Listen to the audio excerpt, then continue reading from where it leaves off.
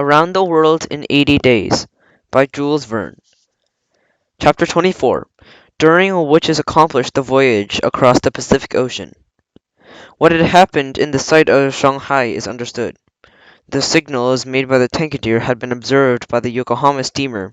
The captain, seeing the flag at half-mast, turned his vessel towards the little schooner. A few minutes after, Phileas Fogg, paying for the passage at the price agreed upon, put in the pocket of John Bunby, master, £550. Then the honourable gentleman, Mrs. Auda, and Fix ascended into the deck of the steamer, in which immediately took its course for Nagasaki in Yokohama. Immediate, and having arrived on the morning of the 14th of November, this time Phileas Fogg, letting Fix go about his business, had gone aboard the Cardenac, in which he learned to great joy that Mrs. Auda, perhaps to his own, did not let it appear that the Frenchman, Passepartout, had really arrived on the day before Yokohama.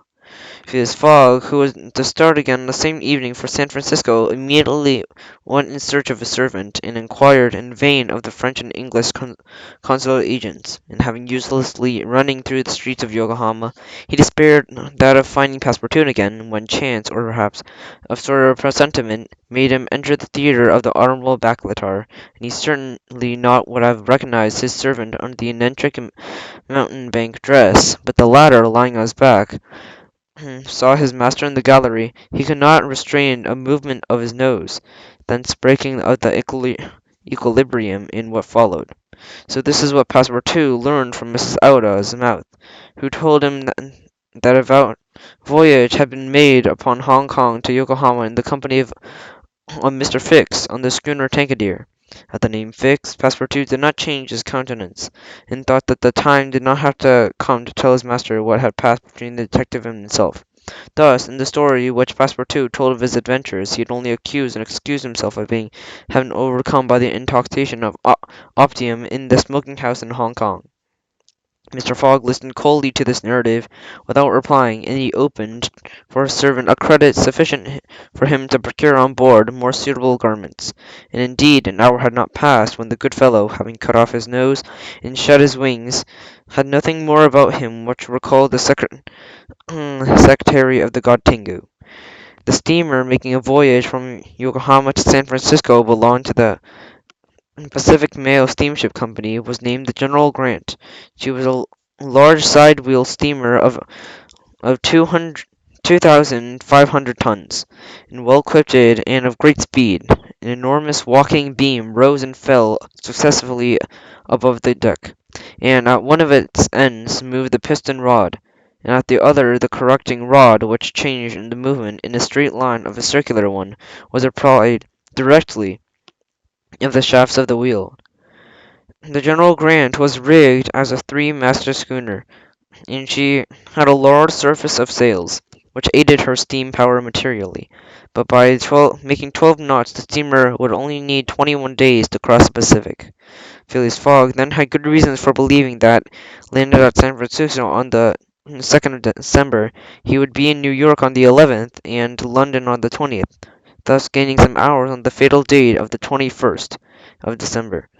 The passengers aboard the steamer were quite numerous, and some Englishmen, many American, and a genuine emigration of coolies to America, and a certain number of the officers Indian Army, who made the use of their leave by absence by making the tour of the world.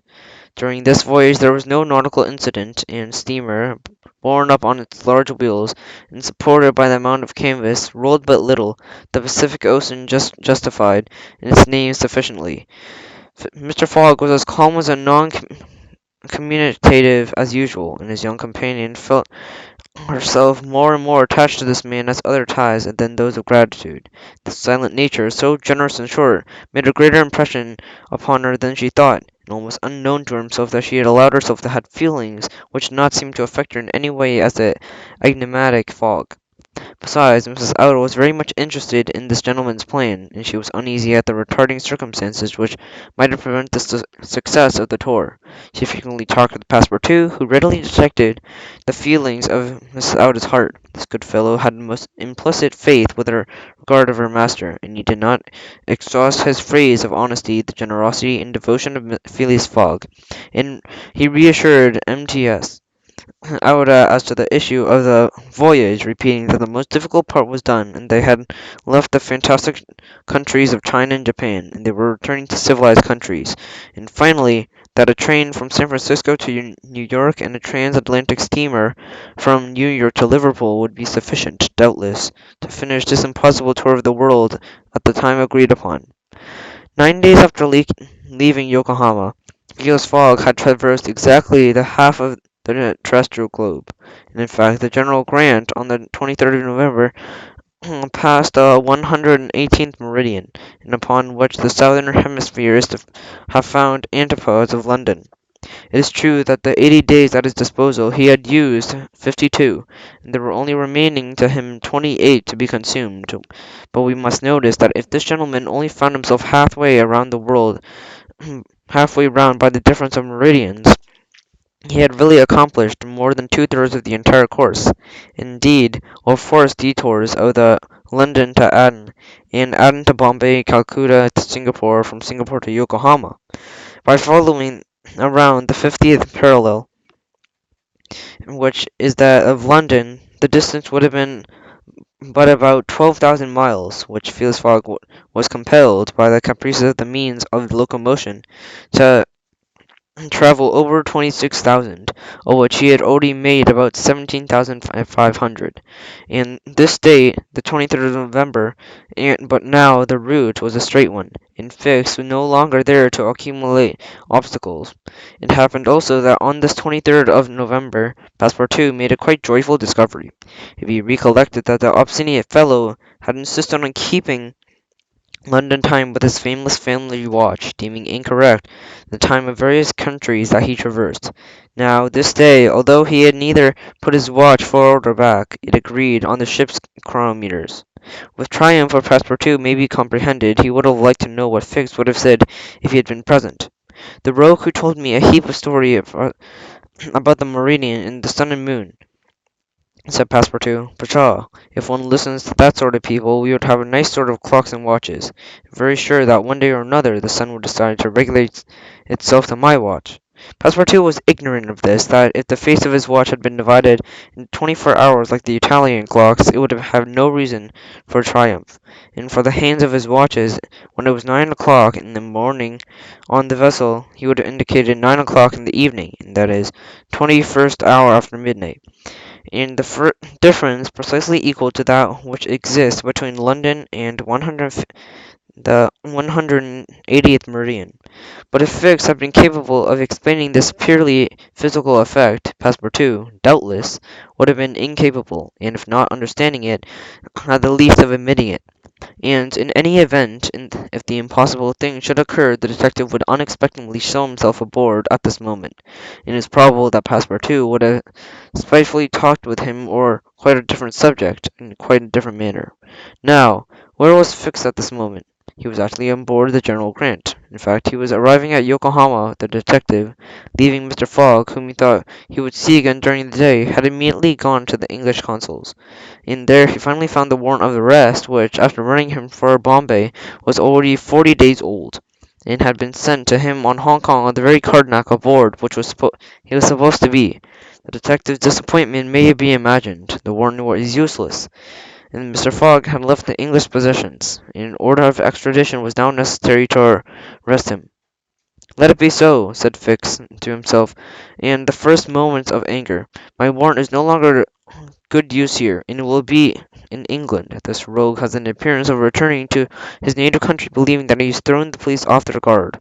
Well, I will follow there. As for the money, heaven grant that there may be some left, but with travelling, rewards, trials, fines, elephants, expense of every kind, my man has already left more than £5,000 on his route. And after all, the bank is rich.